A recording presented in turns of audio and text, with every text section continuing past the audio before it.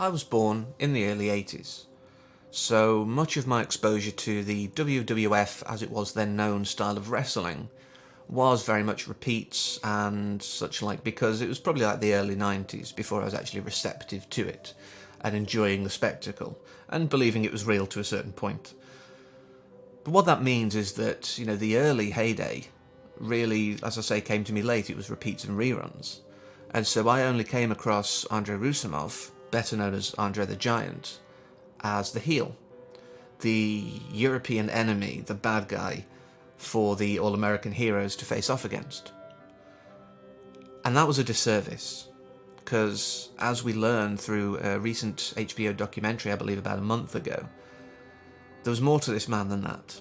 And through the years, as I've gotten older, I've learned more about him and really thought this is a beautiful human being who unfortunately had to have something like acromegaly to get the kind of legendary status and the attention that he did get. But what that meant is that his shelf life was severely diminished.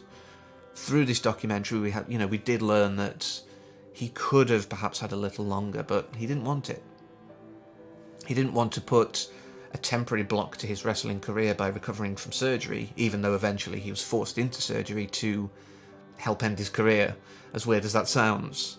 But he just didn't want this. He was quite content in ways, and I don't know if that's really the best word for it, but he accepted the fact that he had a limited shelf life, and that to me makes him even more beautiful as a human being. It wasn't until, his teens that it really started, and with acromegaly you just carry on. But at a certain point, your organs stop whilst everything else continues. And this is ultimately what sort of led to his ultimate, demise in one of the most sad ways possible. Whilst going home because of his father's passing, maybe the emotional stress on an already strained heart just couldn't take it anymore. And we lost a very beautiful human being. I didn't know of his early days as, the Great Fairy, this legendary lumberjack found in the woods of France. But that tells you a lot about his character. Throughout our world's existence, we've had various mythologies and legends, and some of those have been about, the gentle giant, the kind of person who, with a blink of an eye, could just crush your head with little effort, but chooses not to. The power is there, and if necessary, it's not necessarily used, but people are reminded of it. But it's never wanted to be used, and if it is, it's sparing and controlled. This is Andre, in a nutshell. He is the gentle giant, with so much mythology, the 106 beers that Ric Flair says he saw him drink. The cases of wine that Rob Reiner says that he was drinking during The Princess Bride, which I, again, only came to as an adult, so I didn't have that as part of my legacy, if you will, of Andre. All of these different things, just build this larger-than-life character, and in many ways that was a very literal way to describe him too, as well as the mythological way. But it's such a great documentary. It shows what real people who knew him thought of him. It gives you the funny side, Terry Bollea, Hulk Hogan talking about his legendary flatulence, as well as Vince McMahon and etc. But, you've got that tempered with Kerry Elwes saying how he drank on the set of The Princess Bride, and probably for most of his life, because of the pain. His back, his knees, pretty much everything was struggling to sustain the weight and the size of this man. It just could not be done.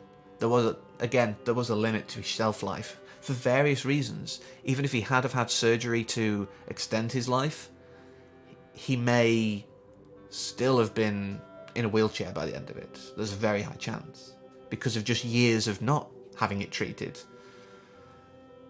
It makes me sad, but also respects him more, the fact that he made that choice, though. Everything in life that he wanted to do, it was because he wanted to do it, aside from that one time when Vince McMahon Jr. said, look, just have some surgery so you can get out there, pass the baton onto Hulk Hogan. And then just, he had a few bouts after that, but it was literally standing, moving very little. He just could not sustain it. And I think that, as much as, the stress of his father passing, was the death knell for him. It's a very sad state of affairs.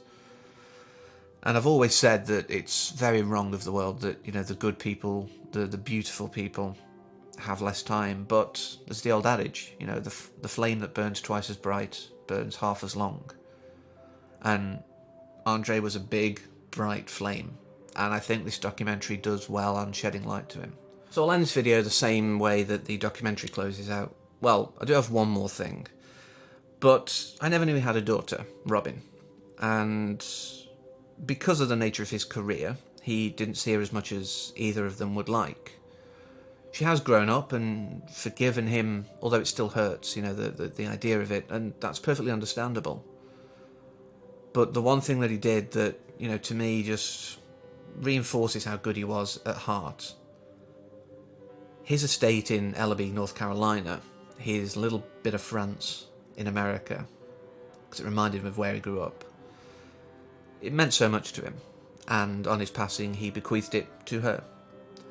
I don't want to put words in his mouth posthumously, but to me it's almost like I couldn't do much and I couldn't be there in life when you were growing up. But here's the most important thing that I own. Have it. You'll not have to worry about anywhere to live, etc. And I just think it reinforces the way his heart was definitely in the right place. But the other thing I wanted to say was that this wasn't a man who just went by unnoticed, of course. It's covered well in the documentary. He was big. People could see it. And some people, because people are cruel, would laugh and mock him. Hulk Hogan heard stuff if he was like dropping back at airports and things. He'd hear people like whispering to each other and pointing, and not a good thing. Andre knew of this, but he knew that if he retaliated, he would definitely cause some damage. And he tempered himself. He reined himself in. He shouldered those insults very well. And it's just really sad. This is a man who, by his own admission, the world wasn't made for him. I think the bit that, they use in the documentary says it best out of his own mouth. It's difficult everywhere I go. They don't build anything for big people. They build everything for blind people, for crippled people, for some other people, but not for big people. So we have to fit in there. And it's not too easy all the time. So whilst that's not terribly a PC way of talking, I think it just reinforces how much he knew this wasn't a world built for him. And yet he just wanted to make people happy, he wanted to entertain, he wanted to enrich people's lives. And I think if we all take a little bit of that, Andre, into us, move forward with that, just enrich people's lives, make people happy as best we can, then the world will be better for it. Even though people feel his lack. His handler brought to tears, Vince McMahon Jr., Hulk Hogan, Ric Flair, all moved to tears by his lack now in the world. But I think we can all do that. I think we can all carry a little bit of him. And then I think the world will be so much brighter. So until next time, as always, take care.